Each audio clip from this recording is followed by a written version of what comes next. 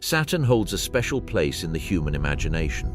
From Earth, it appears as a jewel suspended in the sky, a planet encircled by rings that seem too perfect to be natural. For centuries, it was observed as a geometric mystery, a cosmic oddity that defied the instruments of each era. When space probes began to approach, the mystery didn't disappear. It deepened. Cassini's images revealed gigantic storms, frozen moons, methane seas on Titan, water geysers on Enceladus, and rings formed from countless fragments of ice and rock. Saturn ceased to be just a beautiful planet.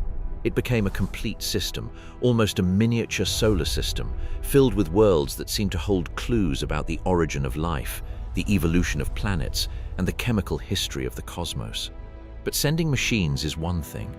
Sending human beings is quite another. Traveling to Saturn means crossing a technological, biological, and economic frontier that today seems beyond human reach, the sum of all obstacles at once. Years of travel, extreme isolation, accumulated radiation, non-existent artificial gravity, communication delays, the impossibility of rescue, limited energy, brutal cold, a deadly atmosphere, and the absence of a solid place to land.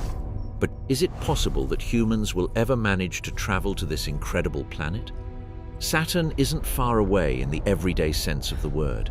It's so far away that terrestrial comparisons become irrelevant.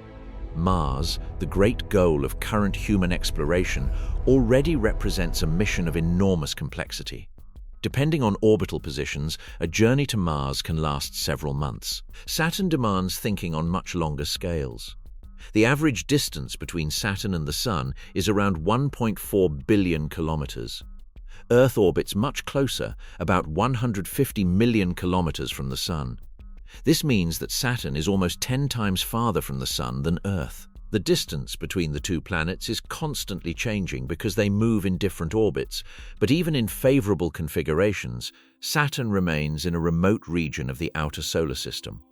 A spacecraft cannot travel in a straight line like an airplane between two cities. It must follow orbital trajectories, conserve fuel, take advantage of gravity assists, and adjust its speed with enormous precision. Cassini took almost 7 years to reach Saturn, using a complex route with flybys of Venus, Earth, and Jupiter. That strategy worked for a robotic probe designed to withstand years of travel without food, water, oxygen, or psychological deterioration. For a human crew, 7 years on the outbound journey already represents an extreme scenario. And that doesn't even include operating there and returning.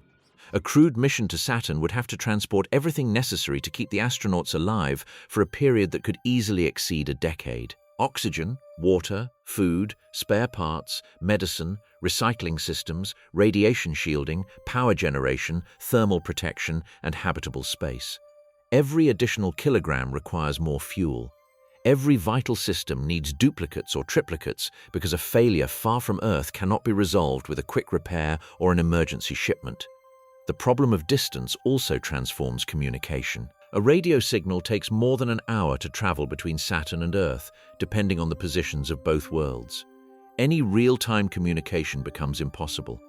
A medical emergency, a navigation failure, or a loss of pressure could not be managed from mission control with immediate responses. The crew would have to operate with almost complete autonomy. Deep space does not forgive small errors. Near Earth, a capsule can return in hours. In lunar orbit, rescue is difficult, but still conceivable. On Mars, there is already talk of missions where return depends on very specific orbital windows. On Saturn, the word rescue practically disappears. Once a crew crosses into the outer solar system, it is cut off from civilization for years of emptiness. The human body evolved under constant gravity, a protective atmosphere, daily cycles of light and darkness, a natural magnetosphere, and a resource-rich biosphere. A spacecraft bound for Saturn would eliminate almost all of that. The journey wouldn't just be a space voyage. It would be a prolonged biological experiment under hostile conditions. Microgravity affects the body from the very first days. Muscles lose strength because they no longer have to support the body's weight. Bones lose density because the skeleton is no longer subjected to normal mechanical stress. The cardiovascular system changes, fluids redistribute to the head, vision can be impaired, and balance deteriorates.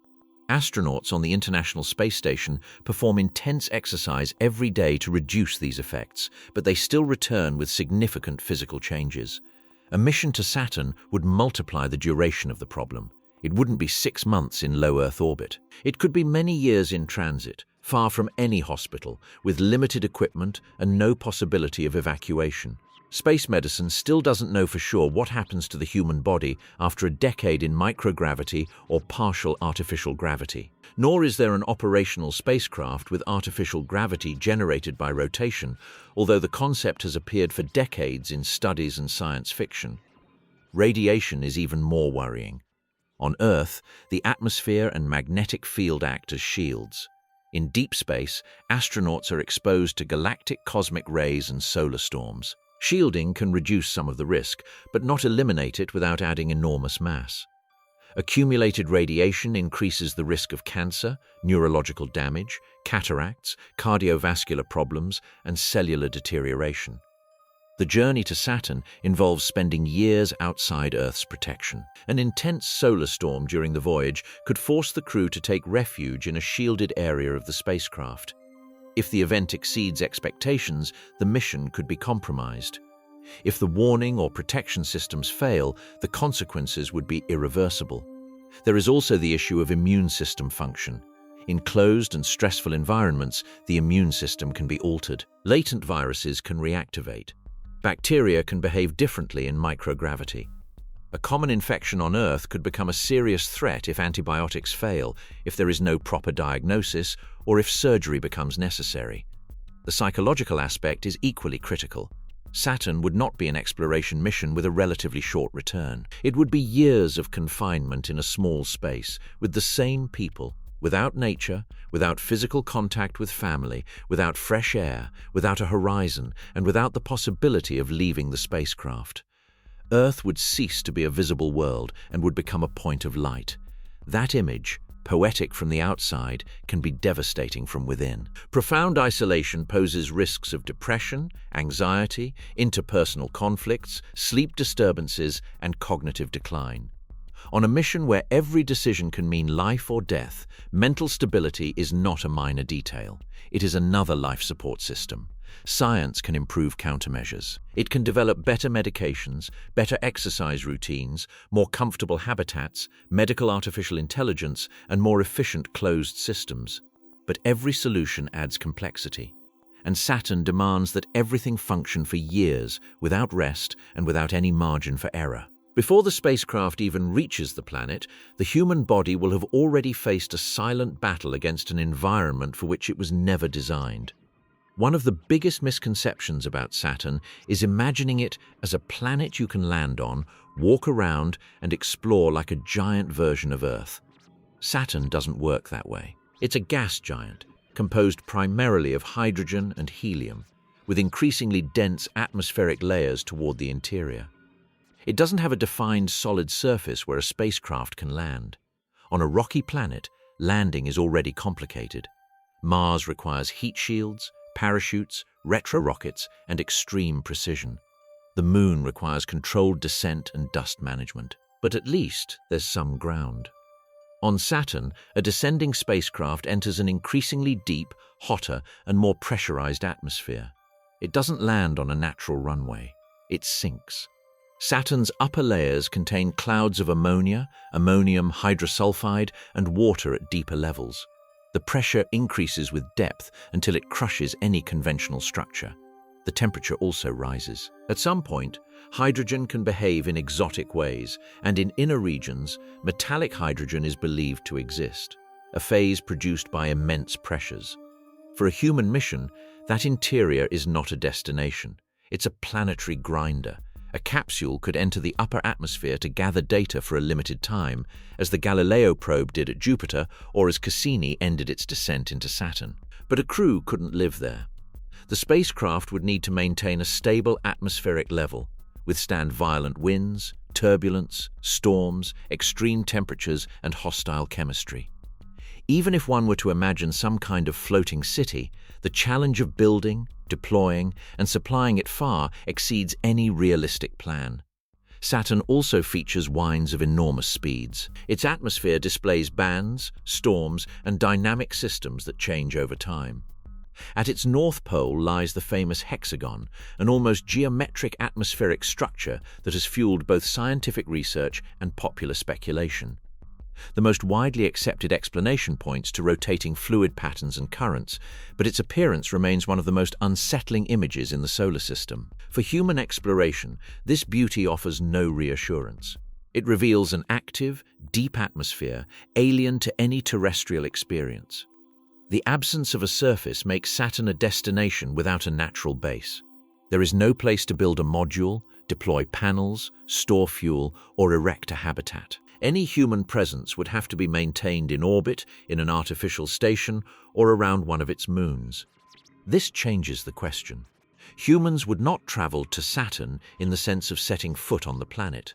They could only travel to the Saturnian system, observe it from afar, or attempt to land on one of its moons.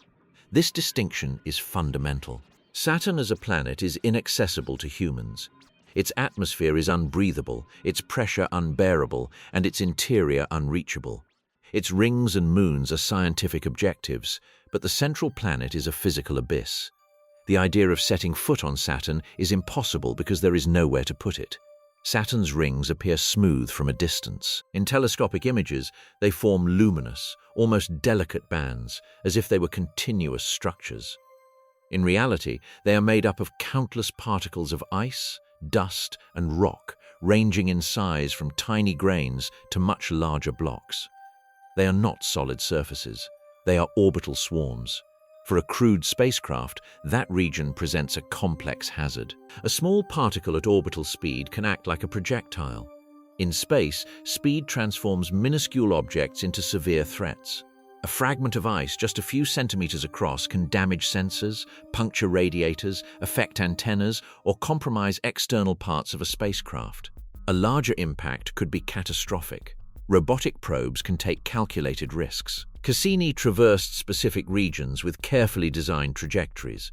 Its final passes between Saturn and the rings were an extraordinary maneuver, but also a mission-end decision. A crewed spacecraft could not treat that area as an acceptable risk laboratory. The tolerance for danger would be far lower. The rings also offer no practical use for a human mission. They are not landing platforms. They cannot support a base. Their collective gravity is negligible compared to that of the planet. Extracting resources from them would be technically difficult, dangerous, and probably unnecessary given the cost of operating there. Although they contain abundant water ice, capturing, processing, and converting that material into life support or fuel would require industrial infrastructure in one of the most remote environments in the solar system. The dynamics of the rings are also complex. They are influenced by Saturn and its moons, which generate divisions, waves, perturbations, and gravitational resonances. The system appears orderly from afar, but at a navigational scale, it is a field of moving particles. For a robotic mission, this is a mathematical problem. For a human mission, it is a constant risk. But when the conversation turns to traveling to Saturn, the real human interest lies not in the planet itself, but in its moons. There, one finds places with real surfaces, complex chemistry, and enormous scientific potential. Titan and Enceladus are the two names that dominate this discussion. Titan is Saturn's largest moon and one of the most fascinating worlds known. It has a dense atmosphere, thicker than Earth's, composed primarily of nitrogen, with methane and other organic compounds. On its surface, there are lakes and seas of liquid methane and ethane. There are rivers, dunes, rain, and landscapes shaped by a kind of extraterrestrial hydrological cycle, albeit one based on hydrocarbons rather than water. That description might sound almost inviting, but Titan is brutally cold. Its temperature hovers around -179 degrees Celsius. Water behaves like rock there. Methane can exist as a liquid. An unprotected human would die instantly. A habitat would have to withstand extreme cold, an unbreathable atmosphere, reduced sunlight, and total isolation. Titan has a curious advantage. Its dense atmosphere and low gravity would facilitate flight. That's why Dragonfly, a robotic mission from NASA, is designed as a rotorcraft capable of navigating the Titanic atmosphere.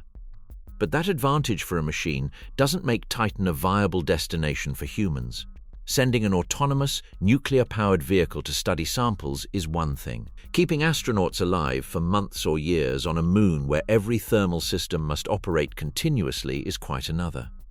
Enceladus is even more intriguing from an astrobiological perspective.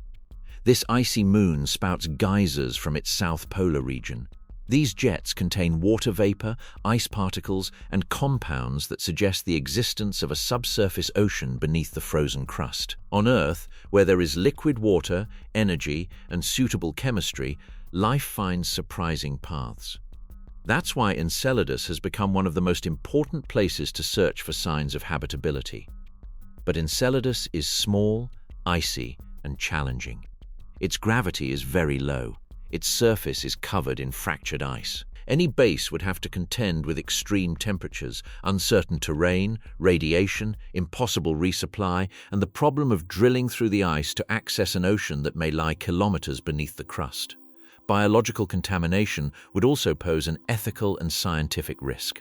Bringing humans there means bringing Earth's microbes. On a world that could have prebiotic chemistry or even microscopic life, a direct human presence could compromise the integrity of the research. Other moons of Saturn, such as Rhea, Dione, Tethys, Iapetus, and Mima, offer solid surfaces but not hospitable environments. They are frozen, dark worlds without breathable atmospheres and with resources that are difficult to exploit. A base there would make less scientific sense than a well-designed robotic mission. Near Earth, solar energy is a practical source for many space missions: solar panels, power satellites, stations, and probes. On Mars, although sunlight is less intense, it can still be used. On Saturn, the situation changes dramatically. Being almost 10 times farther from the Sun than Earth, it receives a much smaller fraction of solar energy. The light arrives weak and cold, insufficient to comfortably power a large crewed mission. This necessitates the use of nuclear power.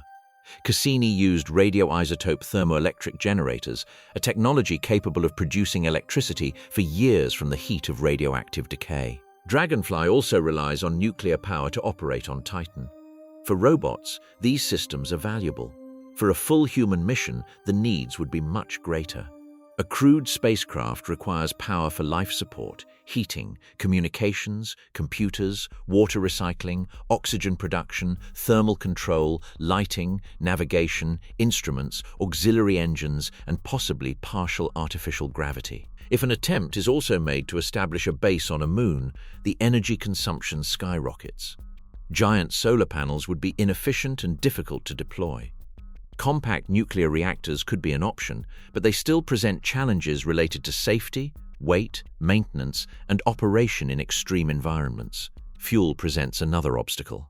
Sending a spacecraft to Saturn requires accelerating, course correction, entering the Saturnian system, braking, maneuvering, perhaps descending to a moon, taking off, and returning. Each stage requires energy.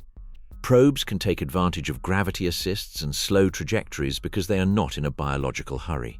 Humans are. The longer the journey, the greater the physical and psychological toll.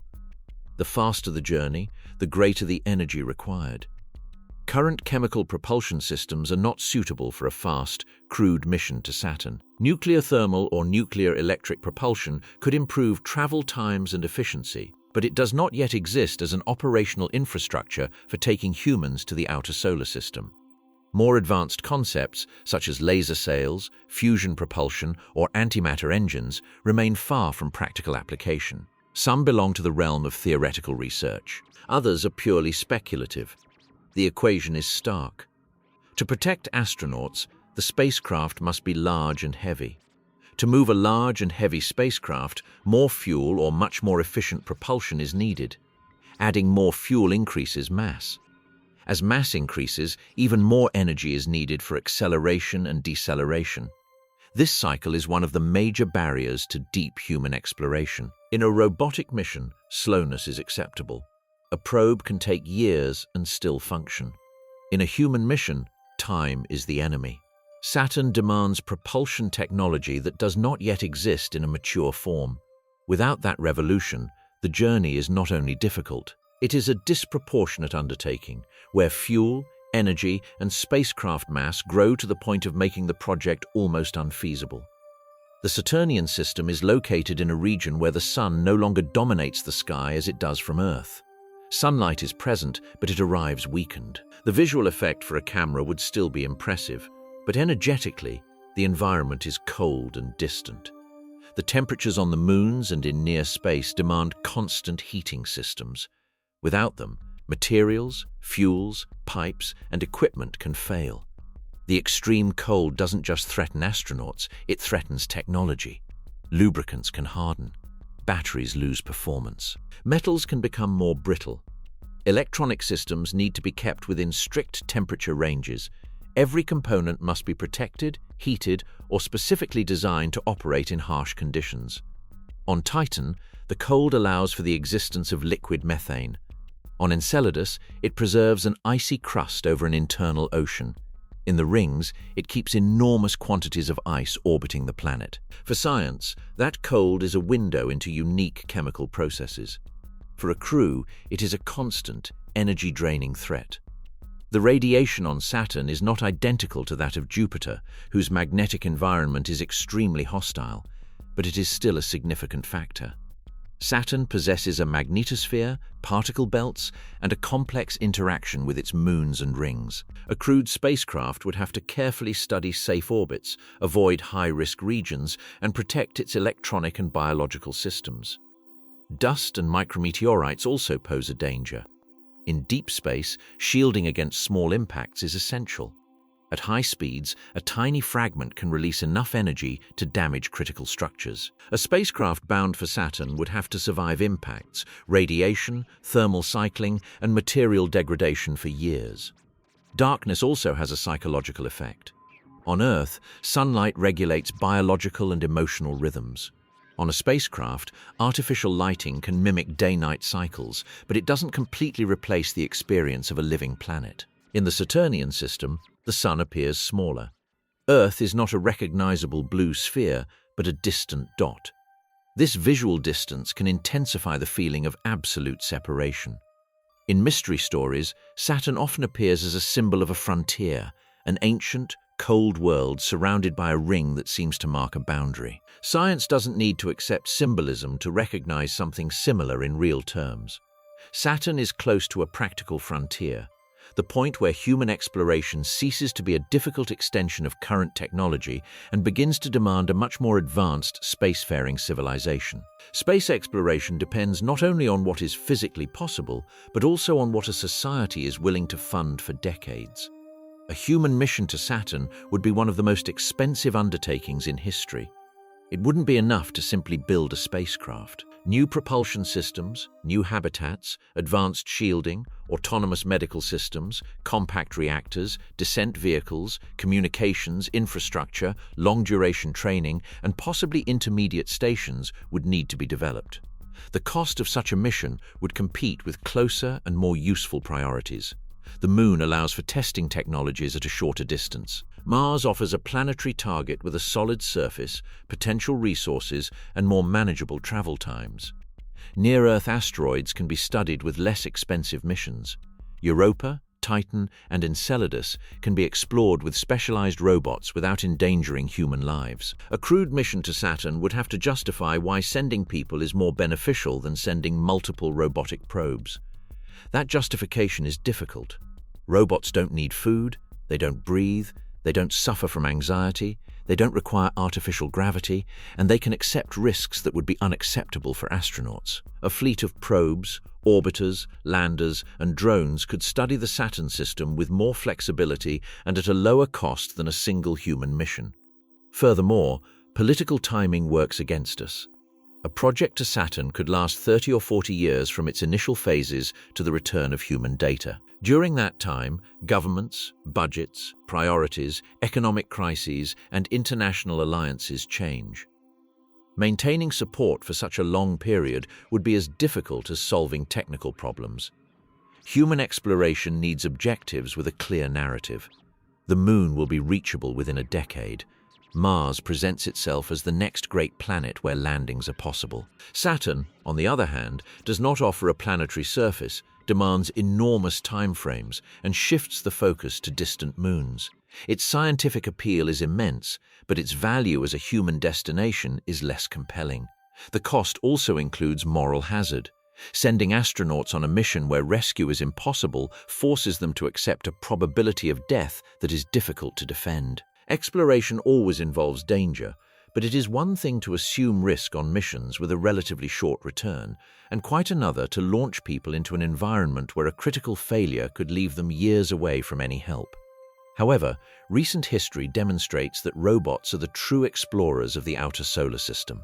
Pioneer, Voyager, Cassini, and Huygens changed our understanding of Saturn without carrying a single human on board. Cassini orbited the planet for years, observing its storms, rings, and moons, and ended its mission by descending into the atmosphere to avoid contaminating potentially habitable worlds. Huygens achieved something extraordinary. It landed on Titan. During its descent, it traversed an alien atmosphere and sent back images of a surface covered in icy materials and channels shaped by liquids. It was proof that Saturn's worlds could be touched, even if only by a machine designed to live for just a few hours on the surface.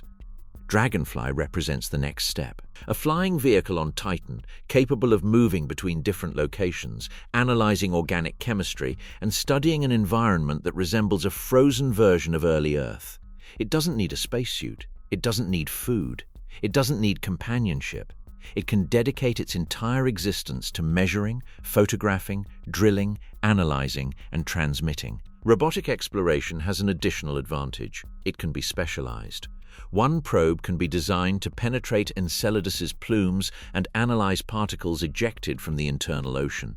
Another can map Titan with radar. Another can study the rings. Another can investigate the magnetosphere. Instead of one gigantic human mission, smaller missions can be sent, tailored to specific questions. Artificial intelligence and autonomy will augment that power. On Saturn, where communications are significantly delayed, robots need to make local decisions, choosing routes, avoiding hazards, prioritizing samples, and responding to malfunctions. As these systems improve, the need for direct human presence will diminish even further. This doesn't reduce the value of exploration, it transforms it. Humanity can investigate Saturn without sending human bodies. It can extend its senses through instruments, seeing with cameras, smelling with spectrometers, touching with sensors, listening to plasma waves, and analyzing chemistry with miniaturized laboratories.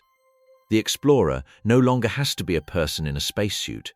It can be a machine built by people. The idea that exploration only truly occurs when a human sets foot on a place belongs to a heroic age of exploration. In the outer solar system, that idea loses its power. Saturn demands a cooler, more patient, and more resilient form of presence. Robots are precisely that. Reaching Saturn demands a complete transformation of human capabilities in space. For a crewed mission to the Saturnian system to be reasonable, humanity would need far faster propulsion, advanced radiation shielding, reliable artificial gravity, closed life support systems lasting for decades, highly complex autonomous medicine, mature space, nuclear power, extremely resilient habitats, and a space economy capable of building large spacecraft beyond Earth. A compelling reason would also be needed. Perhaps a permanent scientific base on Titan. Perhaps resource mining on icy moons. Perhaps a civilization with colonies on Mars, asteroids, and Jupiter's moons, for whom Saturn is no longer an impossible leap, but a natural extension. But that scenario doesn't belong to the present. It belongs to a humanity that doesn't yet exist. Even in that future, Saturn as a planet would remain untouched. Humans could orbit it, study its rings, or live in stations around its moons. They could land on Titan with pressurized cities, explore Enceladus with sterile laboratories, or build telescopes on outer moons. But descending to the planet would still be a death sentence. The lack of a surface, the increasing pressure, and the deep atmosphere won't change through ordinary technological advances. The mystery of Saturn will persist precisely because of this. It is visible, studyable, photographable, and measurable, but not habitable. It appears close in images, but it belongs to a scale where the human body becomes fragile. Its rings invite contemplation, but not passage. Its moons promise chemical secrets, but punish any attempt at direct presence. The exploration of the future may not consist of taking humans to every place. Perhaps it consists of accepting that some worlds must be visited by instruments, not by bodies. Saturn may become the perfect example of that frontier, a destination that the human mind can easily reach, that science studies with increasing precision, but that human biology cannot inhabit.